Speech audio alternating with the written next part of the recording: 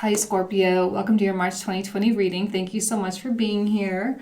Let's dive in. Okay, very first card that comes out is the Knight of Cups, Scorpio. So we're in Pisces season. For you guys, the sun is traversing your fifth house. Fifth house is very much about creation and self-expression and connecting with children. And, there's a little bit of a hedonistic quality to it as well. Enjoying life, going out, having nice meals, being in sexy environments with cool lighting and glitter and sparkles and, Hollywood glitzy glamour kind of stuff.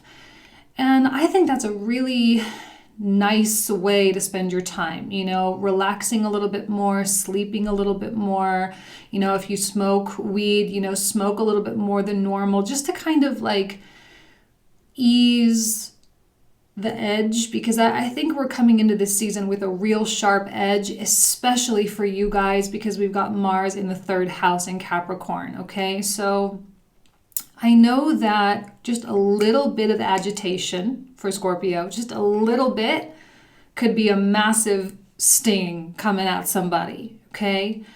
Pisces season exposes all of us. It's a very raw time, and there are questions of boundaries, and there are issues of like wanting to be so hidden and wanting to be so secretive, and yet everything is just written all over our face. It's an easy time for us to get read, by other people. And Scorpio, you don't really like that so much. It usually goes the other way around. You're usually the one reading other people and keeping your own stuff very well welled up inside. And unfortunately, it's not that way this month. The environment is the emperor. So the kind of royalty, like the emperor versus the knight, the sense of majesty has shifted.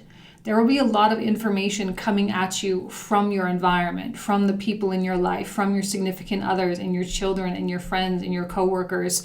And it's going to get a little bit, it's going to feel probably like a lot. And especially as we make our way through March and the sun connects with Neptune, there could be something that happens, that really comes out, Mercury Retrograde, that is just going to read you to your core, and it is going to be very uncomfortable, and yet it will help you to resolve a lot of the lingering effects of the past few years. There will be resolution for many people this month. Even if the resolution is like a silent treatment or something, at least then you have that answer, okay?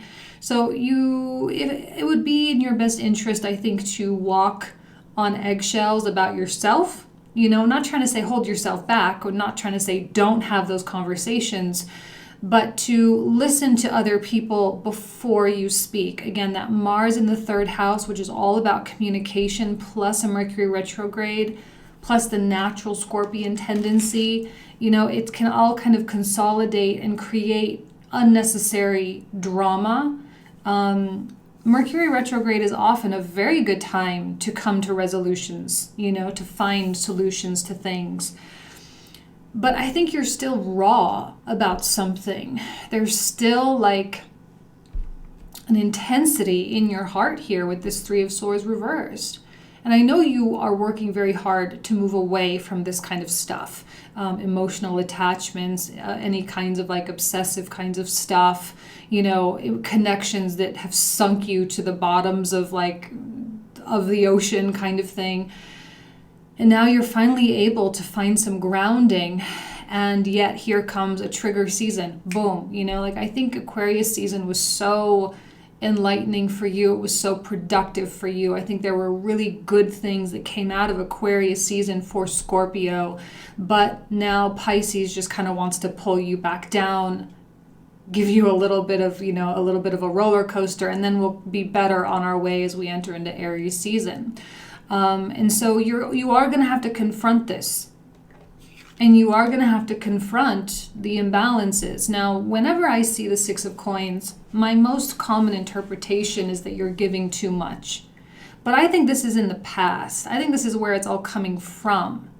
In the past, where your energy was so outward toward, I know that in Western astrology, Pluto is the ruler of Scorpio, but I always like to bring in the traditional Vedic rulership of Mars as well, because it's that Mars energy really of Scorpio that is so outward and it is so projected. And so like when you give, it is like intense giving. Even if that person doesn't even know that they're getting it, like that attention, that love, that caring, that whatever, it can be so much. And there's a lot to lose. And I'm wondering if you haven't lost a lot of time or something else because of that. And maybe on some level that person was perfectly happy to take from you. And you've had to really work out within yourself how to not give more than you should. Because you realize that when you do that, right, King of Coins can just take. And it can be like a sinkhole of energy. And maybe you've had someone that's been feeding off of your attention or feeding off of your hard work. You know, it doesn't have to be romantic, guys. It could be a boss, right? Someone taking credit for all your stuff or whatever. And I just don't see you having the patience to really play that game anymore. I just don't see it. I don't know that the past 10 years has a place in the next 10 years. So all that stuff in this particular moment in time, and as we approach eclipse season, right, as the nodes enter into Gemini, Sagittarius in May, we're going to have that switchover of energy. Things will start to lighten up at that time. But between January and June, there's just so many things left to settle, right? Literally settling your accounts here, okay? So this is all about reestablishing balance. And you are going to have to get raw, and the environment is going to have to get a little tough with you in a good way, though. And I know some Scorpios are going to freak out about this because, you know, it just is what it is. And you have to just accept truths. And the other people have to accept truth, because this isn't really the best kind of person to be dealing with. You know, whenever a king comes out upside down, it always kind of sets me off a little bit, because there's an aspect of selfishness, you know, like when that beautiful masculine energy, as is indicated by the king, gets turned toward itself, it's like the most selfish thing ever. And it can be so heartbreaking, you know, to realize that this is a sinkhole of desire, right? And that this person's desires run so deep. It truly is an endless pit. And no matter how much you give, it will never be full. And when you come to that realization, not only will you feel probably a little bit sad for this person or situation, but I also know that you're gonna, you know, start pulling it back, reeling it in and saying, okay, well, I guess I'm done. We are in that transition between the old world and the new world. And it is a hazy time, and Pisces season does not help that situation at all. That's why I'm saying, like, as much as I'm not trying to tell you to go off and go on a bender or anything, but if there is something you can do to escape a little bit, it will help take the edge off, and it will actually probably help your surrender a little bit. You know what I mean? Like, especially if you do smoke weed. Like, I don't really smoke ever. I think I smoked like once last year. And yet during that time, I had like really amazing epiphanies, you know? Like, I used it for the spiritual purpose of it, not just to like get away from stuff, but for the spiritual purpose of it. And you can have those kinds of awakening and enlightening experiences. And it could be beneficial because Mercury Retrograde plus the essence of Pisces, I mean, that's all psychedelics and all of that. So I am kind of, you know, saying if that's something you want to do, you might want to try it, because it may open your mind to what this whole thing was really all about. You know, if you have someone who knows how to temper that, you know, they can help you through that as well. Because it really is all about the release. And I think you're coming to a place where you're not trying to be grasping anymore. You're not trying to give too much anymore. I think you're in a place where you're not necessarily wanting anything from anyone either. I think this is just recuperating your own wholeness at this point. So you don't need to go out there to get anything from anybody else, but you don't need to be giving to anybody else either. It's full self-containment. So no matter what anyone tries to give you, I think you're kind of closed off to it right now. With the exception of like, is it fun?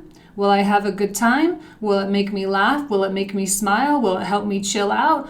Okay, fine, I'll do that. That's the Knight of Cups kind of talking here.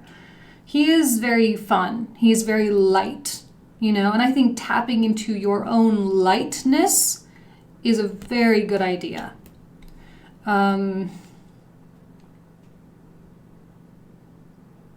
like the Emperor energy because I think this is something that you respect.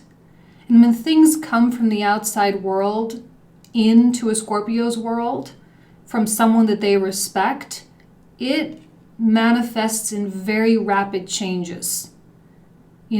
So as the kind of king of change, or the kings and queens of transformation, Scorpios, there will be something that comes in with a pretty heavy hand that instills change in your trajectory.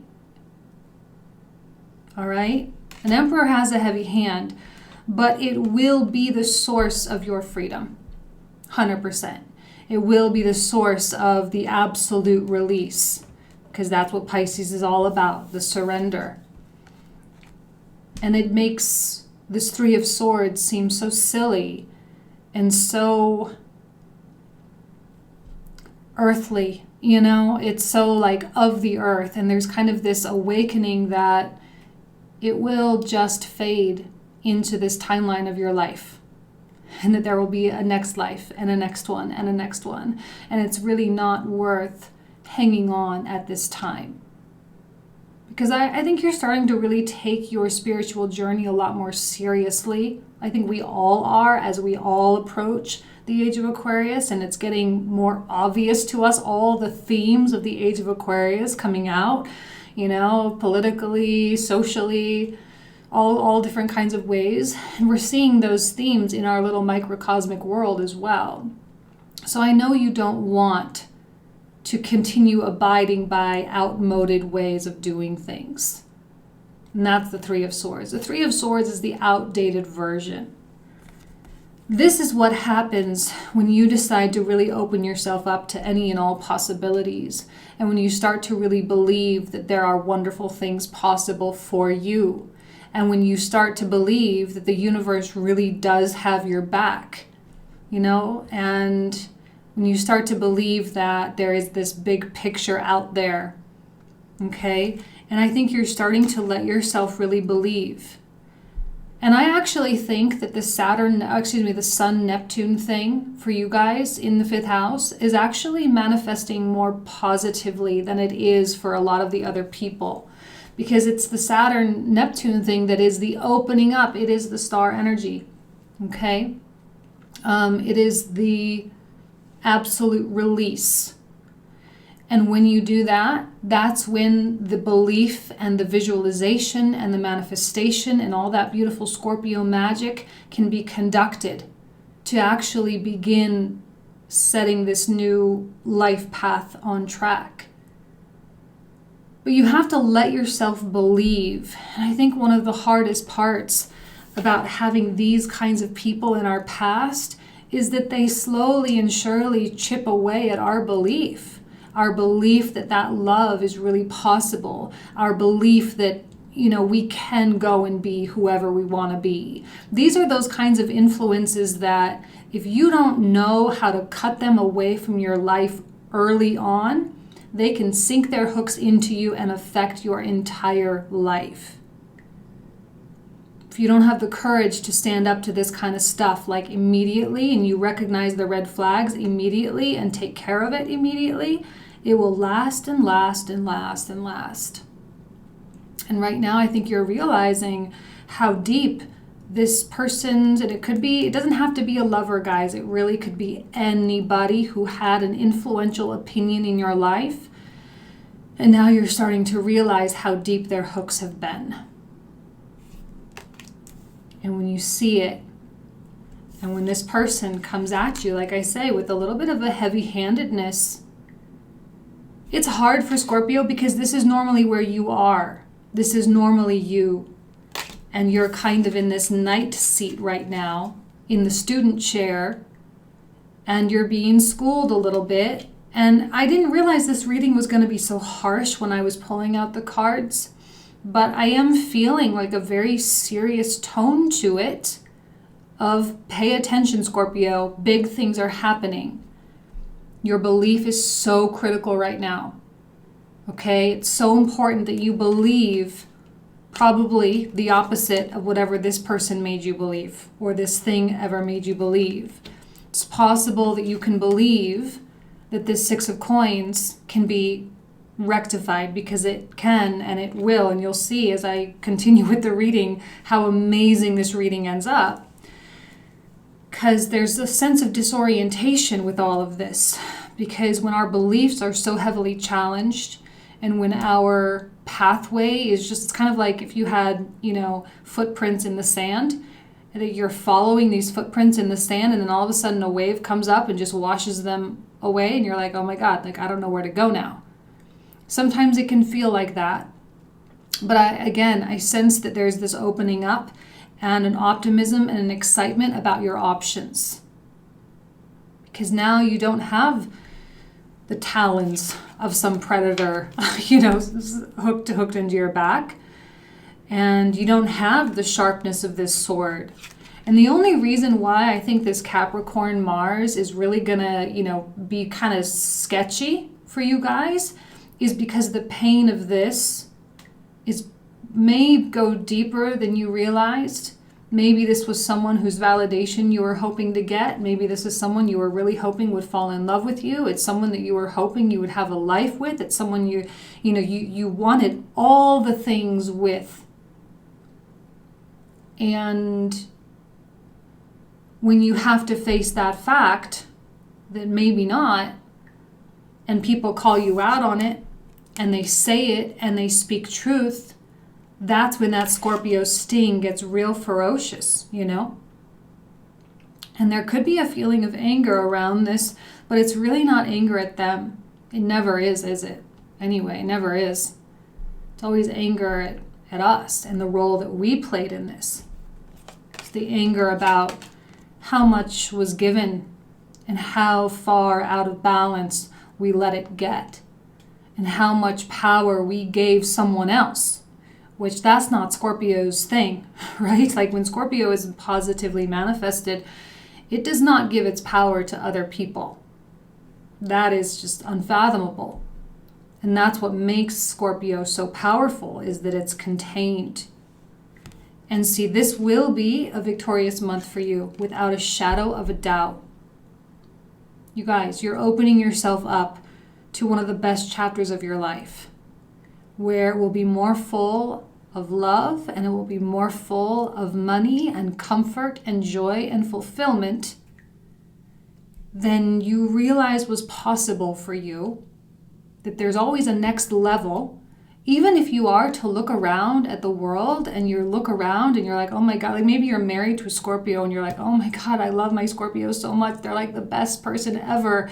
And then all of a sudden your relationship gets even deeper because your Scorpio is releasing this idea that they had that has held them back. So Scorpio, it gets deeper. It gets more real. It gets more beautiful for you. Pisces season is just as transformative as Scorpio season, right? Let's just call a spade a spade.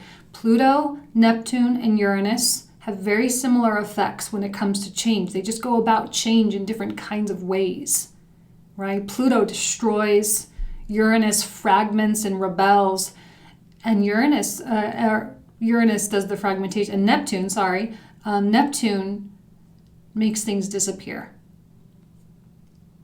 Which one is best? We need all three sometimes. And Neptune season is really all about disillusion. right? To allow things to dissolve, allow things to dissipate, allow things to evaporate into thin air. Because that's what I think, is that this heavy-handedness from this Emperor energy, from your environment coming out and kind of punching you in the face a little bit, being like, Scorpio, wake up. And then you do, and then all of a sudden it's gone. It literally evaporates into the ether. It literally just goes away. And I know you've been feeling the effects slowly and surely, like one after the next, after the next, after the next, of like it getting lighter. But I think this month really is going to feel like you can finally breathe true and absolute pure air. Okay, so this is a really exciting month for you, but it is also full of truths. Okay, so again, not advising you guys to go out on a bender and do a lot of drugs, but I'm just saying that if there's something that you need to do to take the edge off, do it, because it will just make it a little bit more smooth. Okay. Okay, let's go ahead and put the camera down and we'll talk about it. See you in a sec. All right, Scorpio. Let's pull out an astrology card and an oracle card to help us give just a little bit more information. Let's see. Capricorn. I mean, it makes sense given that there's so much Capricorn energy going on in the zodiac right now. And this is about powering through. You know, it's really about directionality, because I know this is where you want to be. I know this is where you want to, what you want to have in your life, and I know that you deserve it, you know. And now it's really time for you to do what needs to happen. And I think this is very Saturnian in nature, and probably really was very Saturnian in your life, you know, Saturn, lessons, karma, all that kind of stuff, time, right? It was a long time kind of thing. And now it's time for you to really find that liberation once and for all, so that you can just enjoy these amazing blessings that are truly meant to be enjoyed in your life, if I could say the words. All right, let's go ahead and take a look at an oracle card for you.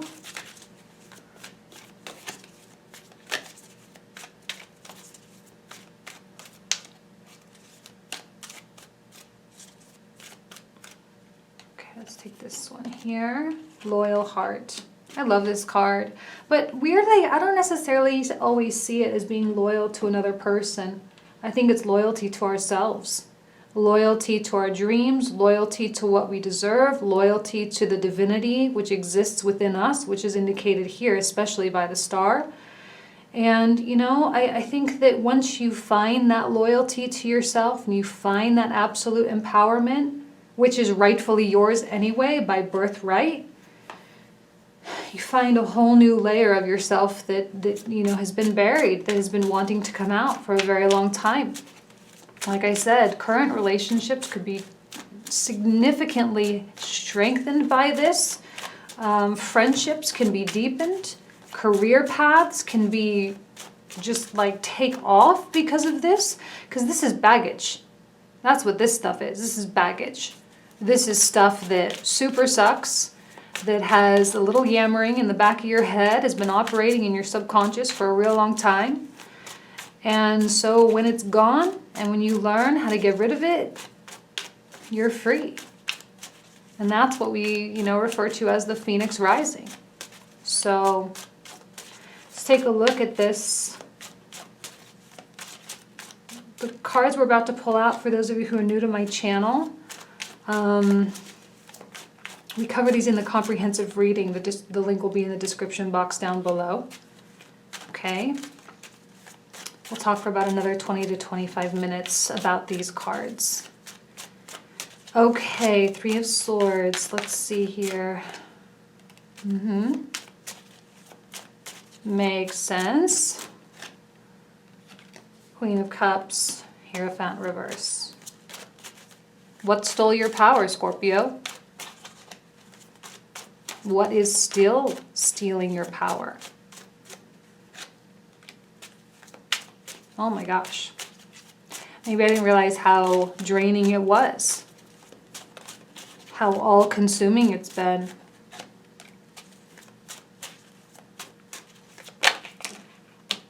Oh my gosh, look at so much stuff going on. Okay, King of Coins.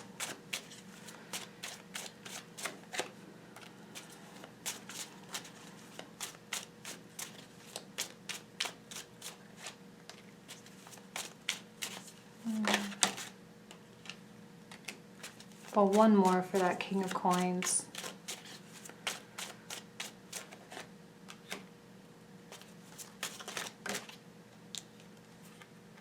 Beautiful.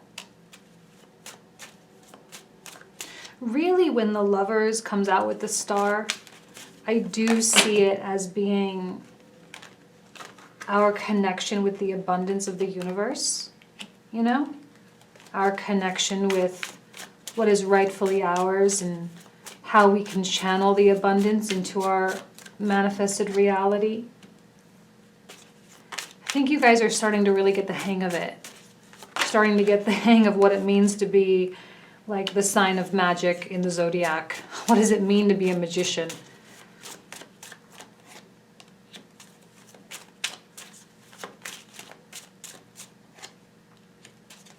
Beautiful. Beautiful.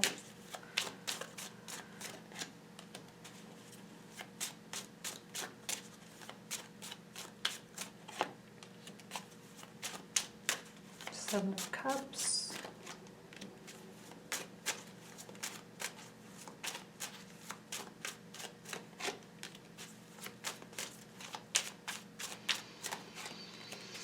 Let's do one more for that. Three of Swords.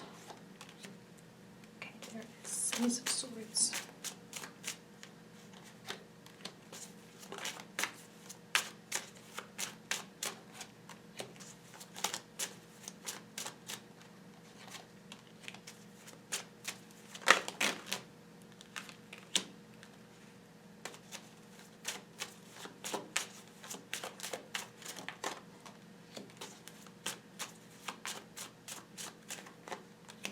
Finally, the Emperor.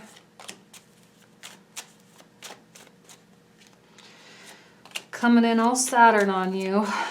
Coming in all tough. Okay, that's to be expected though, given the first part of the reading. So this is where we'll pick up for the comprehensive, you guys. Still a lot to talk about. So if you want to join me, link will be down in the description box. All right, see you guys soon. Bye-bye.